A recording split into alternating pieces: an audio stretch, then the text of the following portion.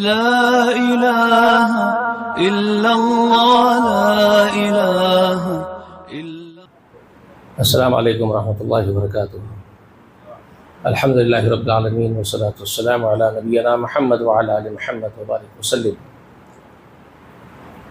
والدین کی خدمت دولت سے زیادہ ان کے سامنے حاضر رہتے ہوئے فزیکل اپنے ہاتھوں سے ان کی خدمت کرنا یہ زیادہ افضل ترین عمل ہے. رزق کا معاملہ اللہ رب العالمین کے سپرد ہے.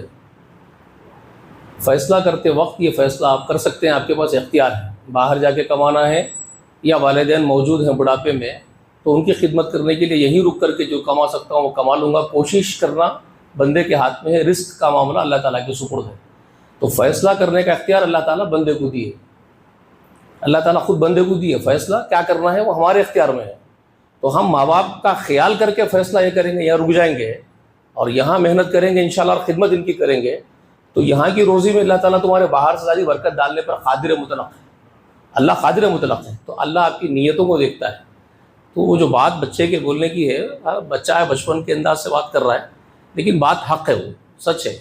وہ زیادہ افضل عمل ہے. وہ زیادہ افضل عمل ہے کہ یہاں رک کے ان کی خدمت کرنا. یہ فیصلہ آپ کے اختیار میں ہے نا، باہر جائیں یا رکے، یہ فیصلہ تو آپ کو اختیار میں ہے نا. آپ کو چوز کرنا ہے.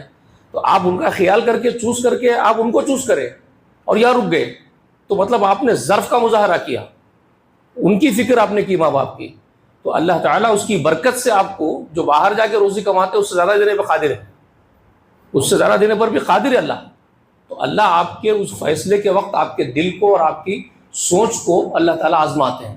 یہ بھی ایک آپ کی آزمائش ہوتی ہے، فتنہ ہے آپ کے لیے، یہ بھی ایک آزمائش ہے. تو جو بچہ بولا وہ بات غلط نہیں ہے، ٹھیک ہے، وہ اپنی جگہ صحیح ہے. فیصلہ کبھی بھی کریں گے تو ہم مثبت فیصلہ کریں گے، سامنے دیکھیں گے اس وقت ان کو ضرورت ہے ہماری. اب یہ جو دوسرے جماعت والے ہمارے بھائی ہیں 40 دن 4 مہینے عمر بھر نکل جا رہے ہیں اور ان کا بھی ہیلا بولنے کا یہ ہے ہم اللہ کے دین کی خدمت کرنے جا رہے ہیں، اس سے بڑا کوئی کام ہے کیا بول رہے ہیں. اور بوڑھے ماں باپ یہاں کھانس لیتے پڑے ہوئے ہیں، پریشان ہیں. باپ تڑپ رہا کہ میرا بیٹا میرے پاس بیٹھے، ماں پریشان ہے کہ میرا بیٹا میرے کو وقت دے. انہوں بہانہ وہ کر رہے ہیں کہ ہم دین کی خدمت، اس سے بڑا کیا کام ہے بول رہے ہیں. اس سے بڑا کام یہی ہے، ماں باپ کی خدمت کرنا. بے شمار واقعات ہیں اس کے. ایک صحابی جہاد کرنے آگے، رسول اللہ علیہ وسلم کے ساتھ چلتا ہوں بول کے اللہ کی راہ میں میرے کو لے کے چلو. رسول اللہ علیہ وسلم بولے، رسول اللہ علیہ وسلم کو معلوم تھا یہ ایک لوتا بیٹا ہے ماں باپ کا، ماں باپ کو ضرورت ہے اس کی. رسول اللہ علیہ وسلم کو معلوم تھا اس کے بارے میں. تو پوچھے تو اپنے ماں باپ کو چھوڑ کے آ جائے؟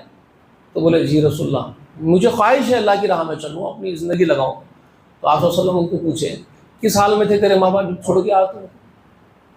تو بولے رسول اللہ علیہ وسلم رو تو رہے تھے انہوں دونوں، کیونکہ اب ان کا میرے سوا تو کوئی ہے ہی نہیں پرسان حال، اس لیے رو رہے تھے. لیکن میری اپنی خواہش ہے کہ میں اللہ کے راستے میں نکل کے اپنی جان و مال کو کھپا دوں، یہ میری اپنی چاہت ہے. تو رسول اللہ نے ان سے کہا اٹھو جاؤ ان کی خدمت کرو، وہی اللہ کی راہ کا جہاد ہے تیرے لیے. اس کا اجر تجھے جہاد کا جو اللہ تعالیٰ مرنے کے بعد شہید ہونے کے بعد جو تجھے ثواب دینے والے تھے اللہ تجھے ابھی دینے میں قادر ہے. اللہ کیا خزانے میں کمی ہے اس کے. جا ان کی خدمت کر، وہی تیرے لیے جہاد ہے، اسی کا ثواب ہے. تو یہ ہے دین کا مزاج. تو ان کی خدمت سب چیزوں پر افضل ہے. تو بچہ غلط نہیں بولا، ٹھیک ہے، اپنی جگہ صحیح ہے. اب اپنی بات اپنا شروع کریں گے. اب ہم کو آج کیا بولنا تھا بیٹے؟ تم لوگ جو روز آ کے بیٹھ رہے ہیں یہاں پر، میں آپ کو کل کیا بات کیا تھا؟ نساء کی بات کریں. اعوذ باللہ من الشیطان الرجیم من حمزہ ونفخہ ونفثہ. بسم اللہ الرحمن الرحیم. یا ایھا الناس اتقوا ربکم الذی خلقکم من نفس واحدہ وخلق منها زوجها وبث منہما رجالا کثیرا ونساء واتقوا اللہ الذی تساءلون به والارحام ان اللہ کان علیکم رقیبا. سورہ نساء مدنی صورت ہے. بقرہ مدنی صورت، آل عمران مدنی صورت. اب ہم جو سورہ نساء پر تفکر کرنے کے لیے آگے بڑھ رہے ہیں یہ بھی مدنی صورت ہے، ٹھیک ہے. اس کا نام نساء کیوں ہے؟ تو اس کی آیت نمبر 4 میں اللہ تعالیٰ نے ذکر کیا کہ عورتوں کو ان کے مہر خوش دلی کے ساتھ دے دیا کرو.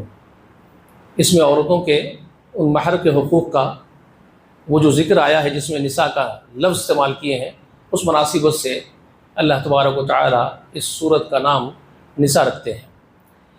لیکن ضروری یہ نہیں ہے، اور اس میں بہت خاص کوئی زور نہیں دیا گیا پورے عورتوں کے ہی مسائل بیان کیے گئے، ایسا نہیں ہے، اس میں ہر قسم کے احکام ہیں۔ اصل میں اس میں حقوق کی ادائیگی پر زور ہے۔ سورہ نساء میں اصل جو زور ہے وہ کس پر ہے؟ حقوق کی ادائیگی پر زور ہے۔ اس میں عورتوں کے حقوق کا بھی ذکر ہے۔ نساء نام ہے اس وجہ سے صرف عورتوں کے ہی واقعات بیان کیے گئے، صرف عورتوں کے ہی احکام، ایسا نہیں ہے، سب کے احکام کو اللہ نے اس میں بیان کیا ہے، ہر قسم کے احکام، اور زور دیا ہے حقوق پر۔ تو اب آئیے اس کی شروعاتی پہلی آیت مبارکہ جہاں سے یہ شروع ہوتی ہے، وہاں اللہ تعالیٰ کس طرح اس کو شروع کرتے ہیں؟ یا ایھا الناس اتقوا ربکم۔ یہ قرآن کا ایک زبردست شرف ہے کہ اللہ تعالیٰ نے اس قرآن کو پوری انسانیت کے لیے ہدایت بنا کر کے نازل فرمایا ہے۔ ویسے تو پچھلی کتابیں بھی انسانوں کی ہدایت کے لیے ہی تھی، وہ بات میں نے آپ کو بتایا، انزل التوراۃ والانجیل ھدی للناس، ہے نا، تورات انجیل بھی تو انسانوں کی ہدایت کے لیے ہی اتاری گئی تھی قرآن سے پہلے، لیکن قرآن قیامت تک جتنے انسان پیدا ہوں گے، نبی علیہ الصلوۃ والسلام کی آمد کے بعد قرآن جب آپ پر اتر گیا تو وہ اس حیثیت سے اترا ہے کہ اب نبی صلی اللہ علیہ وسلم تو وفات پا جائیں گے، اور پا چکے، رسول اللہ صلی اللہ علیہ وسلم کی وفات ہو گئی، 63 سالہ زندگی پوری کر کے میرے آقا اس دنیا سے رخصت ہوئے، لیکن قرآن مجید اب شریعت کی حیثیت سے قیامت تک رہے گا۔ اب کوئی کتاب نہیں اترے گی، کوئی دوسرا نبی آئے گا نہیں، کتاب اترے گی نہیں۔ تو یہ قرآن کا ایک اسپیشل، اس کو ایک شرف حاصل ہے، خصوصیت ہے اس کی۔ قرآن مجید میں صرف انسانوں کے لیے ہی ہدایات نہیں ہے، بلکہ یہ قرآن جناتوں کے لیے بھی ہدایت ہے، تمام جنات اور انسان کے لیے ہدایت نامہ ہے۔ تو جہاں اللہ تعالیٰ انسانوں سے خطاب کریں گے یا ایھا الناس کہہ کر کے، تو وہ خطاب صرف انسانوں سے نہیں ہوگا۔ یہ اہم اور موٹی بات یاد رکھ لینا بیٹا، جب اللہ تعالیٰ ذکر کریں گے کسی مسئلے کا، کسی مسئلے پہ حکم دے رہے ہوں گے، تو جو حکم اللہ تعالیٰ دے رہے ہیں وہ صرف انسانوں کو ہی نہیں ہوگا، بلکہ وہ حکم کے مکلف کون ہوں گے؟ جنات بھی ہوں گے۔ اللہ کے حکم کے مکلف انسانوں کے ساتھ ساتھ جنات بھی ہوں گے۔ تو یہاں پر بھی اگر اللہ تعالیٰ یہ بات ارشاد فرما رہے ہیں سورہ نساء کی ابتدا میں، یا ایھا الناس اتقوا، تو وہاں انسانوں کے ساتھ جن بھی مخاطب ہے، ٹھیک ہے، اس بات کو سمجھ لیجیے۔ تو اب کیا حکم آ رہا ہے دونوں مخلوقات کے لیے؟ بالراس انسانوں سے خطاب ہے ڈائریکٹلی، انڈائریکٹلی جنات بھی مخاطب ہے، ان سے بھی مخاطب ہو رہے ہیں اللہ تعالیٰ۔ اور حکم کیا آ رہا ہے؟ اتقوا ربکم، ڈرو اپنے رب سے۔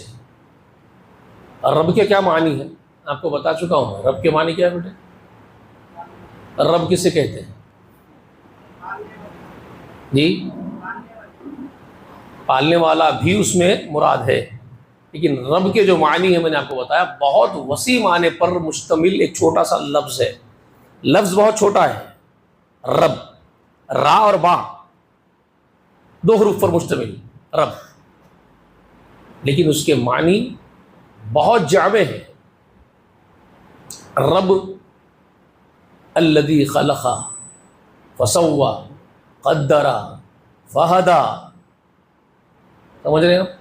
وہ جس نے پیدا کیا، وہ جس نے تم کو صحیح سالم اور درست جیسے ہونا چاہیے، ریکوائرمنٹس کے اعتبار سے جس مخلوق کو جیسی ہونا ہے اس کو ایگزیکٹلی ویسی ہی بنایا اور بہت درست بنایا۔ دیکھو کتنے جامع ترین ہوتے جا رہے معنی، اگر آپ اس کو پھیلانے لگیں گے تو آپ مہینوں نکال دیں گے، کتابیں لکھ دیں گے، آپ وہ معنی نہیں پورا کر سکیں گے، آپ اس کا میننگ، اس کی ایگزیکٹلی ڈیفینیشن تک آپ نہیں پہنچ سکیں گے، کتنا گہرا ہوتا جا رہا ہے معنی۔ الذی خلق، جس نے تخلیق کی، کس کی؟ صرف میری اور آپ کی تخلیق کی اس نے جی۔ اس کی تخلیق کا کام ایک پل بھی نہیں رکتا، ایک سیکنڈ، ایک پل بھی اس کی تخلیق کا کام رکتا نہیں ہے کبھی۔ ہزاروں لاکھوں برس ہو چکے ہوں گے جب سے وہ شروع کر دیا ہے تخلیق کا کام کرنا، جب سے تخلیق کا کام اللہ تعالیٰ نے بگننگ کی ہوگی، ذرا غور کیجئے، تخلیق کا کام بگننگ کرنے سے پہلے وہ اکیلے تھے، اللہ ہی اکیلا تھا. جب سب ختم کر دے گا تو اللہ ہی اکیلا رہے گا، جب سب کچھ ختم کر دے گا وہ تو اکیلا ہی رہے گا. لیکن جب اس نے بگننگ کر دی ہوگی تخلیق کرنے کی، جیسے کہ اس نے کہا هو الذی خلق السماوات والارض فی ستۃ ایام ثم استوى علی العرش یغشی اللیل النہار یطلبہ حثیثا، اور بہت سارے مقامات پہ الگ الگ طریقے سے اللہ نے اس کی خبر دی اسی ایک بات کی کہ وہ اللہ ہے جس نے ساتوں آسمان اور زمین اور جو کچھ ان کے درمیان ہے، ساتوں آسمانوں میں جو ہے، زمین میں، آسمانوں اور زمینوں کے درمیان میں جو ہے، ان سب پوری کائنات ہول یونیورس کی تخلیق 6 دنوں میں کی، 6 دنوں میں تخلیق کی. اور ثم استوى علی العرش، پھر وہ اپنے عرش پر مستوی ہو گیا. تو کیا تخلیق بند کر دیا 6 دنوں کے بعد؟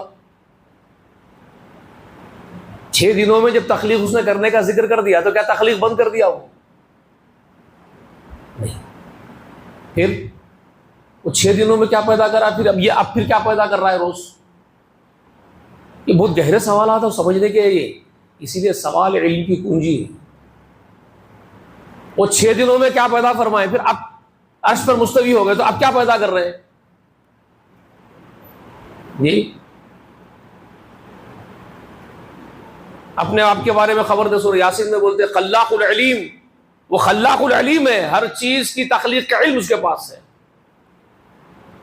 اس کی تخلیق کا کارخانہ بند نہیں ہوا ہے، پروڈکشن بند نہیں ہوا اس کا. 6 دنوں میں تخلیق کرنے کا ذکر کیا ہے؟ ہول یونیورس میں جتنی مخلوقات، جتنی قسمیں جنسیوں کی، ایک ہوتی ہے جنسی، انسان ایک جنسی ہے. انسان تو پیدا ہو گیا، لیکن انسان اب قیامت تک پیدا ہوتے ہی چلے جا رہا ہے. تو کون پیدا ہو رہا ہے؟ وہ ایک دن میں اگر کروڑوں بچے پیدا ہو رہے ہیں تو کون ہے وہ بچے پیدا ہو رہے ہیں؟ جنسی کے اعتبار سے کیا ہے وہ؟ جنسی کے اعتبار سے کیا ہے پیدا ہونے والا بچہ؟ انسان ہی ہے نا. تو انسان، ایک مثال دے رہا ہوں پروگرام اس کے، اللہ تعالیٰ کی جو خبر دی ہے ہمارے کو 6 دنوں میں جو پیدا کر چکے ہم، تو وہ جنسی پیدا کر چکے، کروڑوں جنسیاں پیدا ہو چکی ساتوں آسمانوں اور زمین میں، اور ان کے درمیان میں جتنی جنسیاں پیدا کرنی تھی وہ 6 دنوں میں پیدا کر چکے. اب انہی کا ریپروڈکشن ہے وہ، اب انہی کا ریپروڈکشن سسٹم کنٹینیویشن کے ساتھ چل رہا ہے، ہر سیکنڈ ہر لمحہ چل رہا ہے، وہ ایک لمحہ بھی نہیں رکتا. سمجھ میں آ رہی ہے بات کلیئر؟ کوئی سائنس کے اگر اسٹوڈنٹس ہے تو میری بات کو اچھی طریقے سے سمجھ سکتے ہیں میں کیا ایکسپلین کر رہا ہوں. جو بایولوجیکل سائنس وغیرہ وغیرہ جو جانتے ہیں بچے، آپ لوگوں نے پڑھے ہوں گے بچپن میں، اب آپ کو میری بات اچھی طرح سمجھ میں آ رہی ہے؟ سمجھ میں آئی؟ بیسیکلی جو جنسی کا پروڈکشن تھا وہ ہو چکا 6 دنوں میں. اب وہ جتنی وہ خربوں میں ہے، آپ سوچ نہیں سکتے وہ کتنا تھا، وہ کتنا تھا آپ نہیں سوچ سکتے جو پیدا ہو چکا. اب ریپروڈکشن وہ قیامت کی صبح تک، ہر دن، ہر سیکنڈ، ہر پل کروڑوں پیدا ہو، کروڑوں، اربوں، کربوں، سوچ نہیں سکتے آپ. محض ایک چھوٹی سی بات لے لیتے ہیں، مائکرو آرگنزمز جس کو کہتے ہیں، بیکٹیریاز وغیرہ وغیرہ، یہ پیدا ہو رہے ہیں نا. کتنی ان کی قسمیں ہیں، کتنی ان کی جنسیاں ہیں بیکٹیریاز کی، وہ آپ کو نہیں معلوم. ابھی جو ہے نیا تماشا بول کے کووڈ کے وقت بولے وہ کون سے کی جراثیم آ جا رہے ہیں، وہ ڈاکٹر WHO والے بول رہے ہیں وہ کون سے کی نئے مائکرو آرگنزم دکھ رہے ہیں، ہمارے کو دکھے نہیں تھی اب تک. ابے اللہ کی کائنات اتنی بڑی ہے، تمہارے کیا پڑھنے پڑے گی؟ کیا دکھتا تھا اس کی کتنے کی قسمیں. سمجھ میں آئی بات؟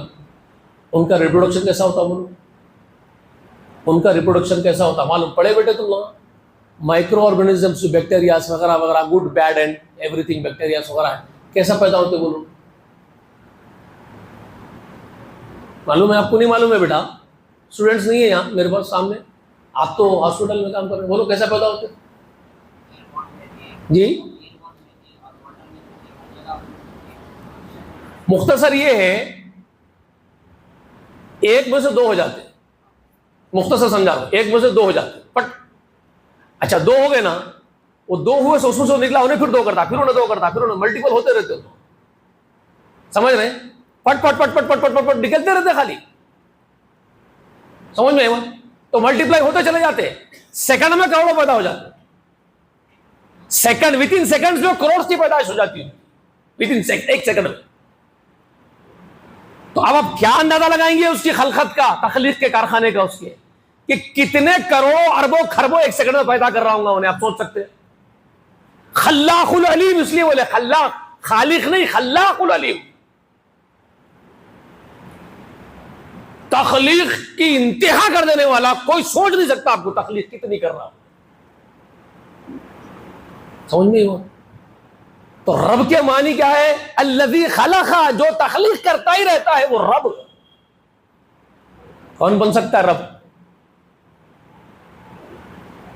فسوا, اور جیسا ہونا ہے ویسا ہی ہوتا. وہ جو بیکٹیریا پھٹ کے دو ہوا سیم شکل کے رہیں گے پورے, کوئی الگ الگ نہیں. ان کو جیسا ہونا ہے ویسے ہی پیدا ہو رہے ہو. انہوں ایسا نہیں ہو رہا کہ ایک چمٹی بن جا رہا, ایک مکوڑا بن جا رہا, ایک مکڑی بن جا رہا, ایسا تو نہیں بن رہا نا.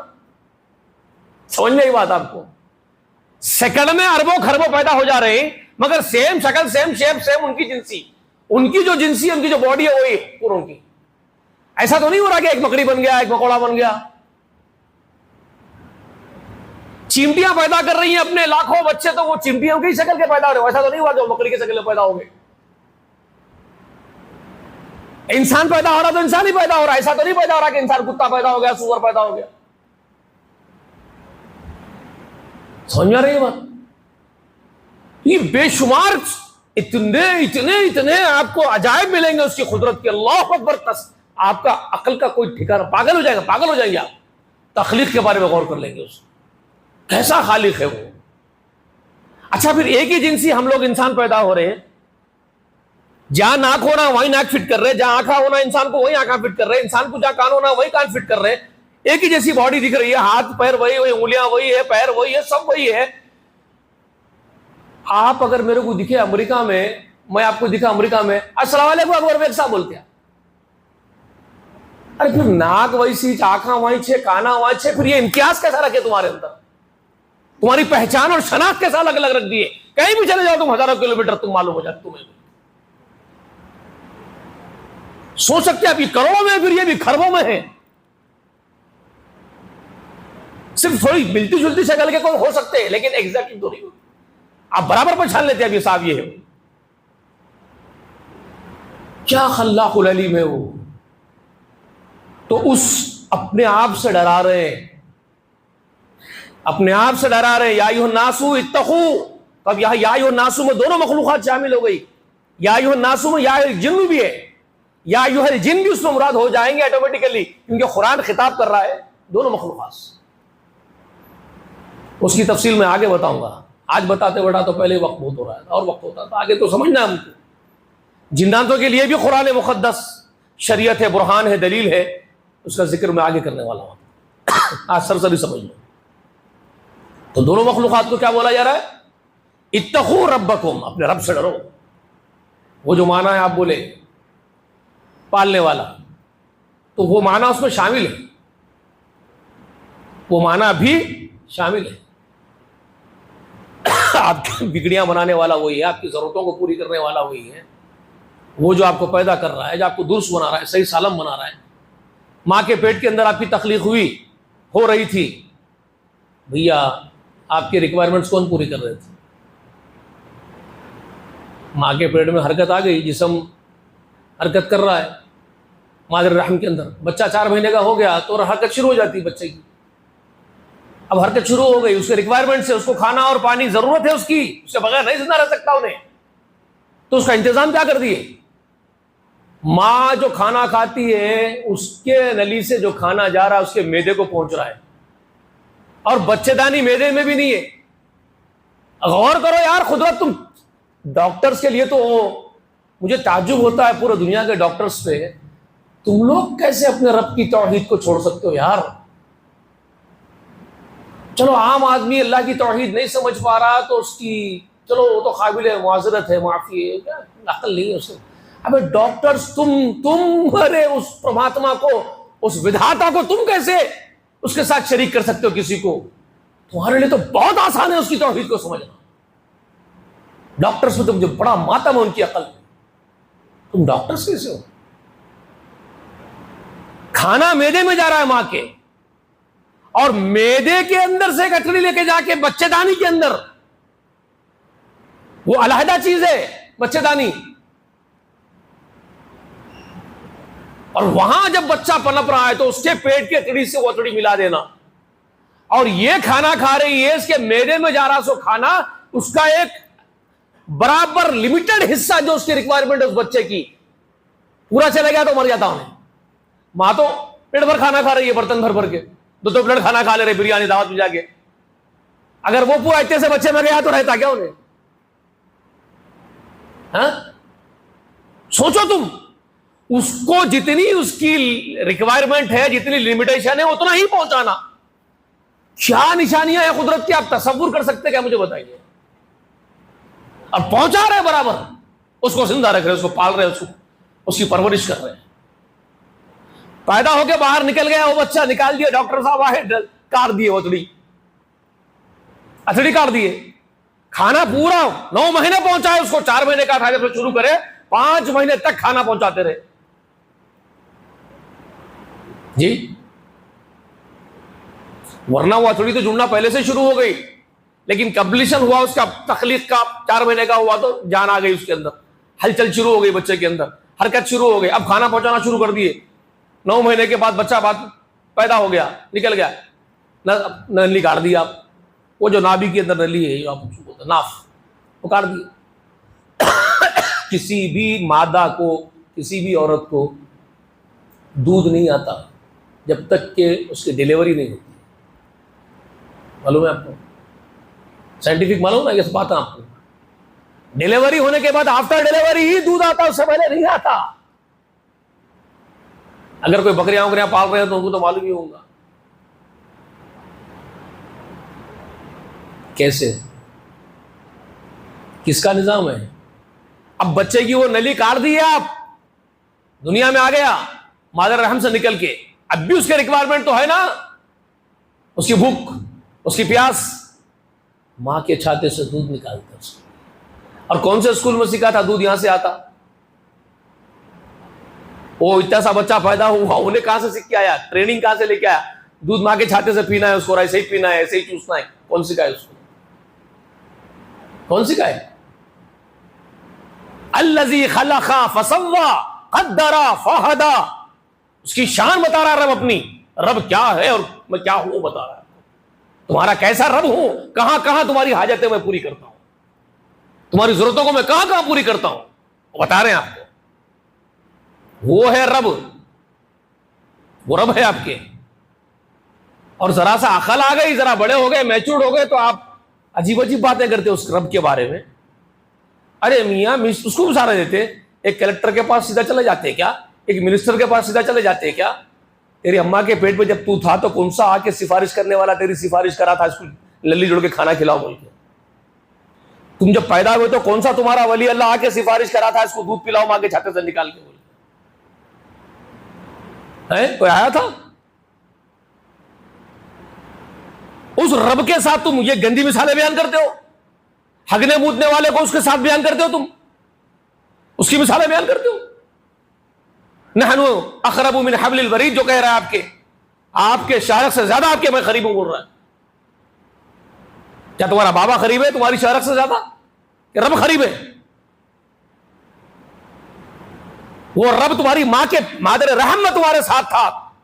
ساتھ تھا کا مطلب قدرت کے اعتبار سے, تمہاری ضرورتوں کو پوری کرنے کے اعتبار سے, تم پر نگاہ رکھنے کے اعتبار سے, تمہاری حاجت روائی مشکل کشائی کرنے کے اعتبار سے وہ تمہارے ساتھ تھا. کیا نہیں تھا؟ اور آج دور ہو گیا کیا تمہارے سے؟ عقل آتا ہی دور ہو گیا کیا تمہارے سے؟ اب اس کو ضرورت پڑ گئی کیا ان کی ان کی سفارش کی؟ تو کیسی بھونڈی تقسیم ہے تمہاری اس کے بارے میں, سمجھ میں آئی بات؟ کیسی بھونڈی مثالیں تم بیان کر رہے ہو اس کو. تو ڈرو اپنے اس پروردگار سے, اپنے اس رب سے, اس کا تقویٰ رکھو, اس کا خیال رکھو. اتقو کا مطلب کیا ہوتا ہے معلوم ہے آپ کو؟ تقویٰ. تقوی کے معنی کو سمجھنے کے لیے علیحدہ علیحدہ اسٹیپس لینا پڑتا. ایک معنی تو وہ ہے جو بار بار ہمارے علماء کرام بیان کرتے رہتے ہیں, ہم کتنے کی مرتبہ سنے ہوں گے. حضرت ابی بن کعب رضی اللہ تعالی عنہ, معلوم ہے آپ کو, سیدنا عمر فاروق رضی اللہ تعالی عنہ نے ایک مرتبہ ان سے پوچھ لیا, ابی بن کعب سے, تقوی کے بارے میں بتائیے نا حضرت. تو سیدنا ابی بن کعب رضی اللہ تعالی عنہ بتاتے ہیں, اور یہ بہت بڑے مرتبے کے صحابی رسول اللہ کے, قرآن گھر والے رسول اللہ علیہ وسلم کے گھر والے ان سے قرآن سیکھے تھے. ابی بن کعب سے اس وقت کے معلم تھے, قاری تھے, قرآن بہت جاننے والے تھے. اسی لیے سیدنا عمر رضی اللہ تعالیٰ عنہ نے قیام اللیل رمضان کے لیے جب دیکھے تھے سیدھا سیدھا لوگوں نماز پڑھ لے رہے ایک کے پیچھے ایک, تو جو بخاری میں ہے ایک امام کے پیچھے لگائے تھے ان کو. اب رمضان میں جب بھی دیکھوں گا تو ایک امام کے پیچھے نماز پڑھنا قیام اللیل کی, تو امام کس کو بنائے تھے؟ ابی بن کعب کو بنائے تھے, کیونکہ وہی بزرگ تھے, بڑے تھے. حضرت عمر ان کی بہت قدر کرتے تھے. تو حضرت عمر نے ان سے ایک مرتبہ پوچھا کہ تقوی کے بارے میں بتائیے حضرت. تو انہوں نے کیا کہا, عمر سے سوال پوچھے, عمر ذرا تم میرے کو یہ بولو, تو تم کبھی کسی خاردار جھاڑوں میں سے, جھاڑیوں میں سے, جنگل میں سے تم گزرتے ہو تو جاتے کیسا؟ خاردار جھاڑیوں میں سے کیسا گزرتے تم؟ تو بولے میں اپنا دامن کو سمیٹ لیتا ہوں, کانٹے وٹے لگ جائیں گے, دامن گیر ہو جائیں گے, اس لیے سمیٹ کے نکلتا ہوں بچ بچا کے. تو بولے تھے یہی تقوی ہے. تو کیا سمجھا دیا, دماغ میں بیٹھ گیا نا پورے طریقے سے, سہل انداز میں سمجھا دیا. تقوی یہی ہے عمر.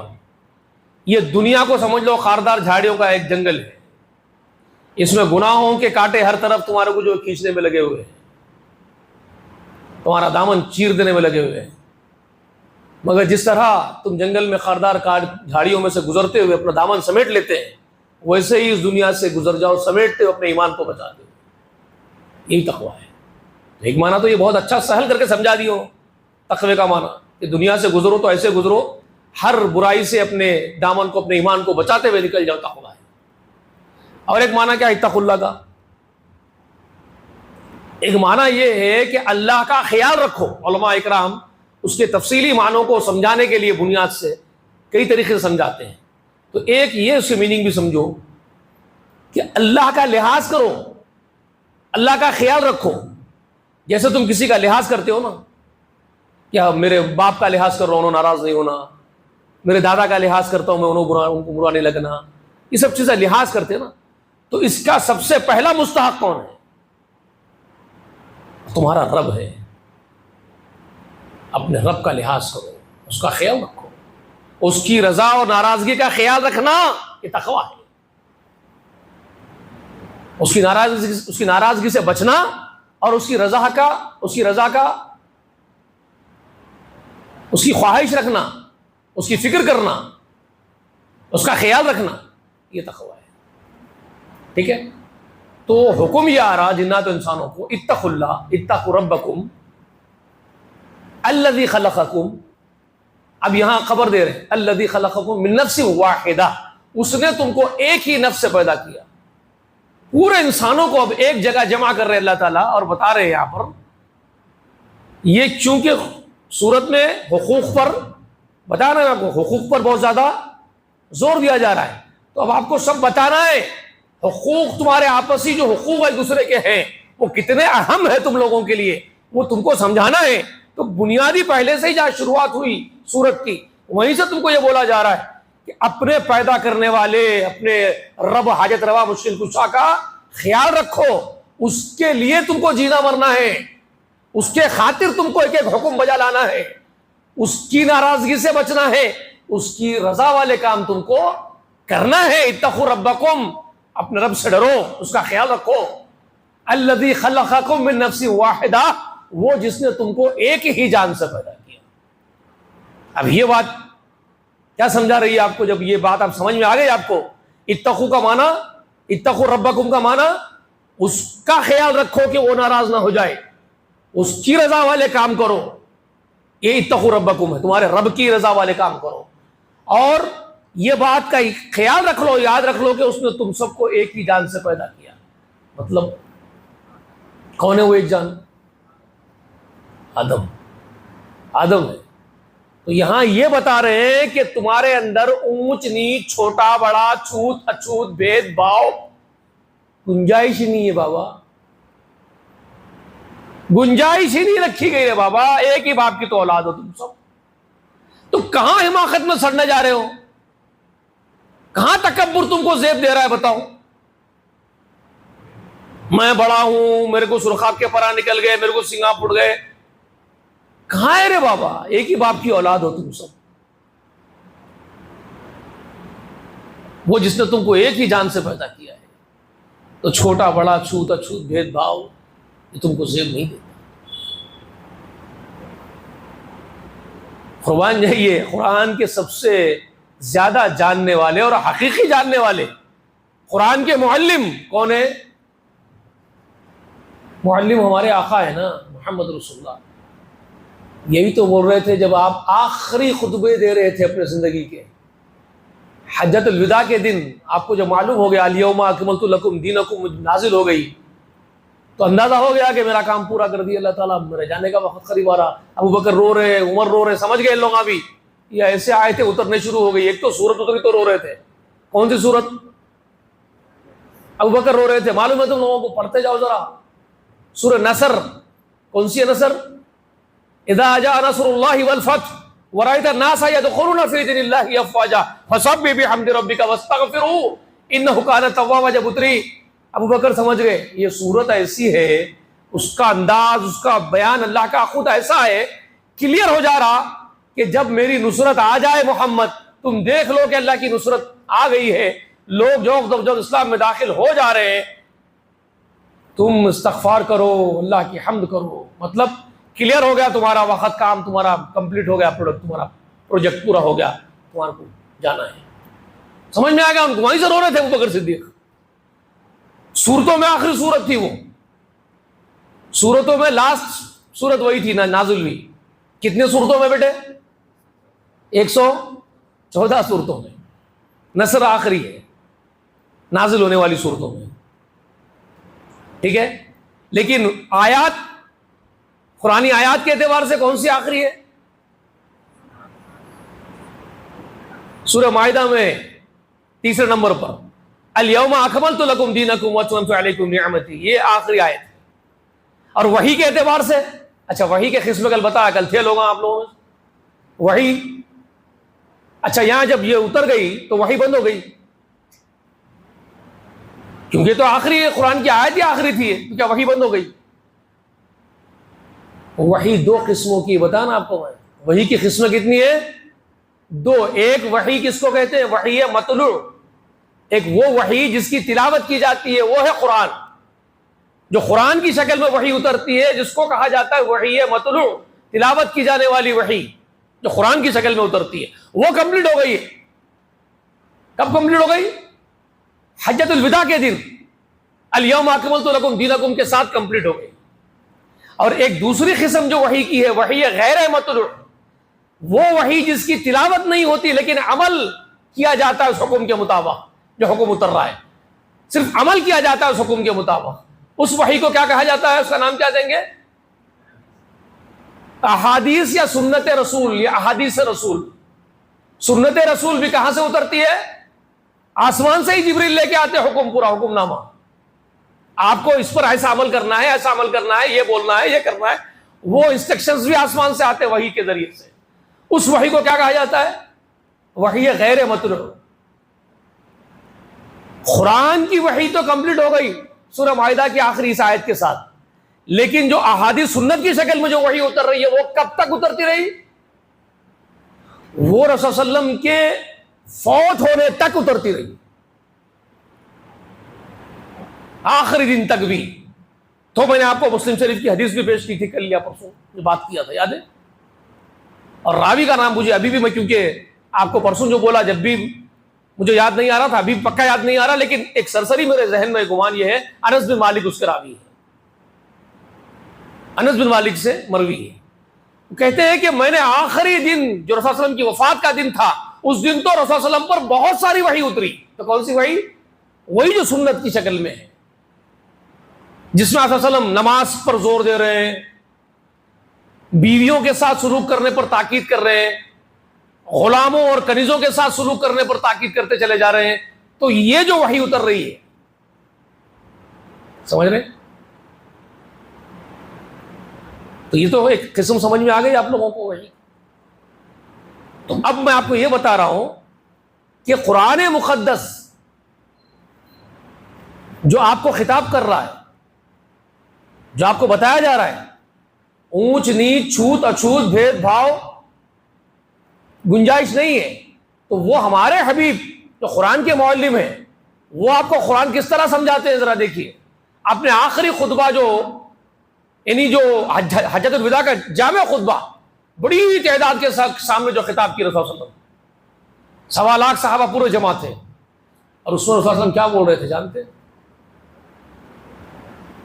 انسانوں کو یا ایھا الناس ہو، اے انسانوں، رسول اللہ علیہ وسلم بول رہے اے انسانوں، کلکم من آدم وآدم من تراب. یا بنی آدم بول کے بول رہے اے آدم کے بچوں، کلکم من آدم وآدم من تراب، تم سب کے سب آدم سے ہو اور آدم مٹی سے ہے، تمہاری اصل مٹی ہے. اس کے بعد رسول اللہ علیہ وسلم سمجھا رہے ہیں کسی گورے کو کالے پر، کسی کالے کو گورے پر، کسی عربی کو عجمی پر، کسی عجمی کو عربی پر کوئی فوقیت نہیں ہے الا بالتقوی، مگر جو بھی فضیلت ہوگی وہ تقوی کی وجہ سے ہوگی. یہ رسول صلی اللہ علیہ وسلم آپ کو لاسٹ میسج سمجھا رہے ہیں، آپ کو آخری وصیتیں کر رہے ہیں. سمجھ میں آ رہی ہے بات؟ پورے انسانوں کو بول رہے تم سب آدم سے ہو اور آدم مٹی سے. سمجھ میں آ رہی بات آپ لوگوں کو؟ تو اللہ تعالیٰ کی یہی باتوں کی تشریح اور رسول جو فرما رہے ہیں یا ایھا الناس اتقوا ربکم الذی خلقکم من نفس واحدہ وخلق منہا زوجہا، اور پھر اس کی بیوی اسی سے بنائے ہم. جس آدمی سے تم سب کو پیدا کرے اس آدمی کے لیے اس کی بیوی اسی سے بنائے. کون ہے وہ بیوی آدم کی؟ ہماری ماں حوا. تو اس کا مطلب کلیئر یہ کر دیا اللہ تعالیٰ، ہے مانو جاتی کے لوگوں، ہم نے تم سب کو پیدا کیا ایک ہی پروش ایک ہی استری کے ساتھ. سمجھ میں آئی بات؟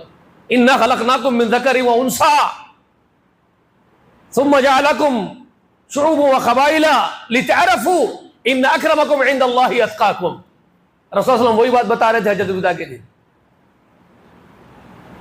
جو سورہ حجرات میں اللہ تعالیٰ فرما رہے ہیں اے انسانوں، تم کو ایک ہی ماں ایک ہی باپ سے ہم نے پیدا کیا ہے، پھر تم کو خاندانوں اور قبیلوں میں اس لیے بانٹا کہ تمہارا انٹروڈکشن ہو، صرف محض تمہارے انٹروڈکشن کے لیے تم کو خاندان قبیلے بنا کے چھوڑے. ہم عزت کے لیے، بڑاپن کے لیے، حماقت کے لیے نہیں بنائے. ان اکرمکم عند اللہ اتقاکم، تمہارے اندر کا عزت والا وہی ہوگا جو اس سے ڈرنے والا ہوگا. جو زیادہ ڈرے گا وہ زیادہ قریب ہوگا اللہ کے. تو چھوت اچھوت بھید بھاؤ، ایک ہی صف میں کھڑے ہو گئے محمود و ایاز، نہ کوئی بندہ رہا نہ کوئی بندہ نواز. بادشاہ بھی کھڑے رہے گا، غلام کے بازو کھڑے ہونا پڑے گا. بادشاہ نہیں بول سکتا کہ غلام کو میرے بازو مت کھڑے کرو، اس کی اتنی ہمت نہیں ہے جب سب پہ کھڑے ہو گئے. وہاں حقیقی بادشاہ کون رہے گا؟ کل جو سنے قل اللہم مالک الملک تؤتی الملک من تشاء، کل سنے نا بھائی، بادشاہ حقیقی وہ ہے سب اس کے غلام ہو، جس کو چاہتا بادشاہ دیتا، جس چاہتا چھین لیتا.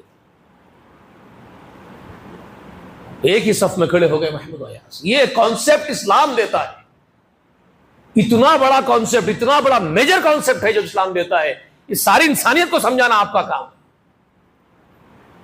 دوسرے جگہ بھید بھاؤ ہے، چھوت اچھوت ہے دھرم میں، آپ دیکھ لو لوگوں کے پاس کیا ہے. وہاں اسلام نہیں ہے. اسلام کی خصوصیت یہ ہے کہ اسلام کسی انسان کا لکھا ہوا آدیش نہیں، سندیش نہیں، دستور نہیں. وہ خالق کا بنایا ہوا دستور ہے، سب مخلوق کے لیے یکساں ہے. وہاں کوئی چھوٹا اور کوئی بڑا نہیں. سمجھ میں آ رہی ہے؟ تو سورہ نساء کا جو شروعاتی مقام ہے وہ اتنا جامع ترین ہے. تو آج تو بہت دیر ہو گئی، بہت دیر بٹھا لیا آپ لوگوں کو، معذرت. کل آئیے، کیونکہ یہ جو میں باتیں سمجھا رہا ہوں میں یہ چاہتا ہوں کہ قرآن مجید آپ کو کیا دینا چاہتا، اصل بنیادی چیزیں کیا ہیں وہ لے لو. تو بہت جامع ترین چیزیں اللہ تعالیٰ آپ کو سمجھانا چاہتے ہیں، بنیادی باتیں آپ کو سمجھانا چاہتے ہیں اللہ تعالیٰ. اور ہم برخوردار قرآن سے ہی بھاگ رہے ہیں. ہم لوگوں میں ایک شوق ہو گیا تقریریں کر لینے کا. اس سے کیا ہوگا؟ تقریریں کرنے کا شوق تو پورا ہو جائے گا، لیکن اس سے کیا ہوگا؟ آخرت تھوڑی بن جائے. اصل کام کر کے نہیں گئے تو کیا کام کر کے جائے؟ اصل تو یہ ہے. تو اس کے لیے کوشش کیجیے کہ وقت نکالے تھوڑا تھوڑا. بہت بنیادی باتیں ہیں. انشاءاللہ کل میں آپ کو اسی کا کنٹینیوشن رکھتا ہوں انشاءاللہ. بہت اہم باتیں سمجھنا ہے. ہماری ماں حوا کو پیدا کیا تو بیویوں کا مقام کیا ہے. عورتوں کو بھی کل اگر عورتیں آ رہی ہو تو میری بات سنیں, کل آئیں, عورتوں کا بھی مقام معلوم ہوگا. شوہروں کے لیے بیویوں کا مقام کیا ہے, بیویوں کے لیے عورتوں کا مقام, شوہروں کے لیے بیویوں کا, ایک دوسرے کے حقوق معلوم ہونا نا. یہ حقوق والی صورت ہے سورہ نساء. بہت سارے حقوق پر زور دیا گیا ہے اس میں. انشاءاللہ وہ سب کوشش کریں گے ہم جتنا ہو سکے سمجھنے کی. اللہ سے دعا ہے کہ کہنے سننے سے زیادہ سمجھنے کی توفیق دے. جب تک رکھے اللہ ہم کو اسلام پر رکھے, ایمان پر رکھے, خاتمہ بالخیر ہو. آمین. وآخر دعوانا ان الحمد للہ رب العالمین. السلام علیکم و رحمۃ اللہ وبرکاتہ.